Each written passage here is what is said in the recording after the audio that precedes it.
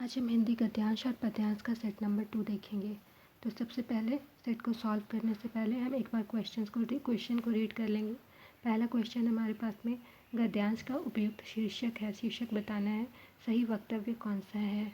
फिर है गद्यांश में इस शब्द का प्रयोग नहीं है, तो कौन सा शब्द नहीं प्रयोग हुआ है ये बताना है। क्वेश्चन नंबर 4 है राष्ट्रकवि के दायित्व का पालन, राष्ट्रकवि ने दायित्व का पालन किया है। गांधी युग की समस्याओं का चित्रण किया, गांधी युग की समस्याओं का चित्रण किया है, किसने किया है ये बताना है। इनमें से कौन सा एक प्रत्यय का उदाहरण है, ग्रामर पोर्शन है। प्रवृत्ति शब्द का विपरीतार्थी है, आध्यात्मिक का विलोम शब्द है, सब ग्रामर है। और परोक्ष का समानार्थी शब्द है, ये भी ग्रामर पोर्शन है। तो अब हम लोग एक बार रीड करेंगे पैराग्राफ को, सभी वर्ड्स को ध्यान में रखते हुए। मैथिली शरण गुप्त गांधी युग के प्रतिनिधि कवि हैं। अपने जीवन के प्रौढ़ काल में ही वे इस गौरव के अधिकारी हो गए थे।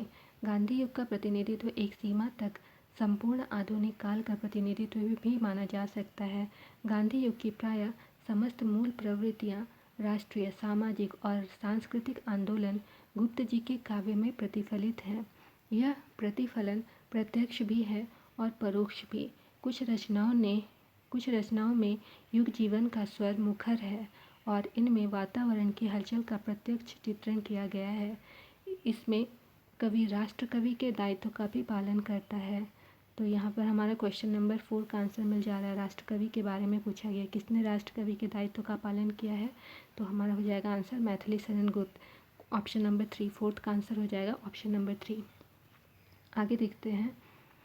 कुछ अन्य रचनाओं में युग चेतना अत्यंत प्रखर है, परंतु वह प्रच्छन्न है। गुप्त जी के संस्कार मूलतः सामंतीय थे और उनके घर का वातावरण वैष्णव था, तथापि वे समय के साथ चलने का निरंतर प्रयत्न करते थे तथा देश के विभिन्न आंदोलनों को समझने का भी प्रयत्न करते थे। उनकी प्रतिक्रिया प्रायः प्रखर और प्रबल होती थी। गांधी युग की समस्याओं का चित्रण प्रेमचंद ने भी किया है और अपने ढंग से प्रसाद ने भी। तो यहाँ पर ऑप्शन था हमारे पास में, क्वेश्चन नंबर 4 था हमारे पास में, गांधी युग की समस्याओं का चित्रण किसने किया है, तो जयशंकर प्रसाद ने भी किया है, प्रेमचंद ने भी किया है और यहाँ पर मैथिली शरण गुप्त ने भी किया है। तो ऑप्शन नंबर 4 इसका आंसर हो जाएगा। ये तीनों क्वेश्चन नंबर 5 का आंसर हो जाएगा ऑप्शन नंबर 4 किया है। और इसके बाद आगे बढ़ते हैं। प्रेमचंद की दृष्टि बहिर्मुखी थी, उनकी चेतना सामाजिक राजनीति थी। प्रसाद की दृष्टि अंतर्मुखी थी और उनकी चेतना एकांत रूप से सांस्कृतिक थी। गांधी युग की प्रायः सभी प्रमुख समस्याओं का उन्होंने ग्रहण किया, परंतु उनके बहिरंग में उनकी रुचि नहीं थी। अपने नाटकों में प्रसाद ने उन्हें पूर्णतः सांस्कृतिक रूप में प्रस्तुत किया और कामायनी में आध्यात्मिक धरातल पर। अपने उपन्यासों में प्रसाद उन्हें राजनीतिक सामाजिक धरातल पर ग्रहण करते हैं, परंतु शीघ्र ही उनके बहिरंग रूपों में को भेद कर उनमें निहित सांस्कृतिक तत्वों का चित्रण भी करने लगते हैं। गुप्त जी की स्थिति मध्यवर्ती है, उनका दृष्टिकोण राष्ट्रीय सांस्कृतिक है। इसमें न तो प्रेमचंद के सामने व्यवहारिकता का आग्रह है और न प्रसाद की तरह दार्शनिकता का। इसमें सगुण तत्व अधिक है। प्रेमचंद में धर्म भावना का अभाव है तो प्रसाद में लोक भावना का। गुप्त जी में लोक चेतना का प्रतिनिधित्व अपेक्षाकृत अधिक मिलता है। तो ये पूरा का पूरा जो पैराग्राफ हम पढ़ें ये गांधी युग के बारे में बताता है। तो इसका पहला क्वेश्चन का आंसर हो जाएगा गद्यांश का उपयुक्त शीर्षक क्या हो जाएगा, तो गांधी युग की काव्य चेतना, ऑप्शन नंबर 1 इसका सही आंसर होगा। फिर सही वक्तव्य कौन सा है इसमें, प्रसाद गांधी युग के कवि हैं, प्रसाद गांधी युग के कवि हैं, ऑप्शन नंबर 4 2 का हो जाए, क्वेश्चन नंबर 2 का आंसर हो जाएगा ऑप्शन नंबर 1।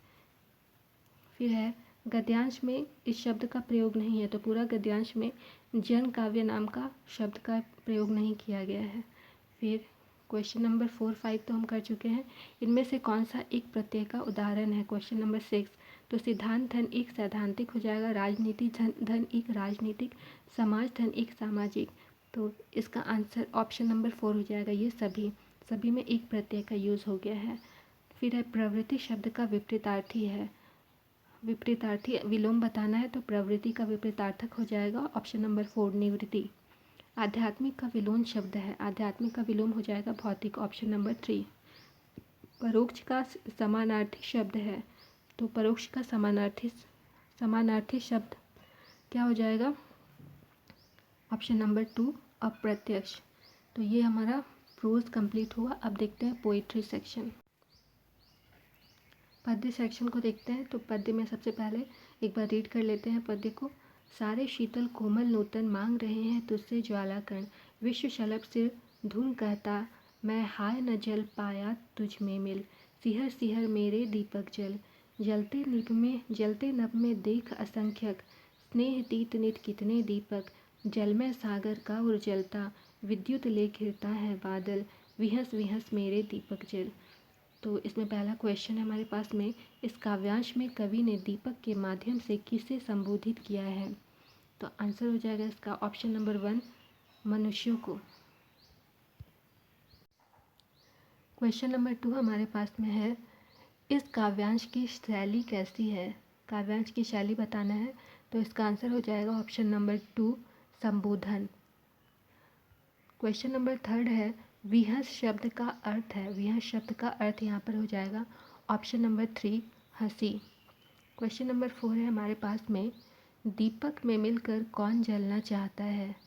दीपक में मिलकर कौन जलना चाहता है? तो इसका आंसर हो जाएगा ऑप्शन नंबर 4 वीरा रूपी पतंगा। क्वेश्चन नंबर 5 है हमारे पास में, इस काव्यांश की भाषा कैसी है? तो इसका आंसर हो जाएगा ऑप्शन नंबर 1 सरल साहित्यिक हिंदी। क्वेश्चन नंबर 6 है हमारे पास में, शब्द ज्वाला का पर्यायवाची है। तो ज्वाला का पर्यायवाची हो जाएगा यहाँ पर ऑप्शन नंबर 2 अनल। तो ये थे आज के गद्यांश और पद्यांश।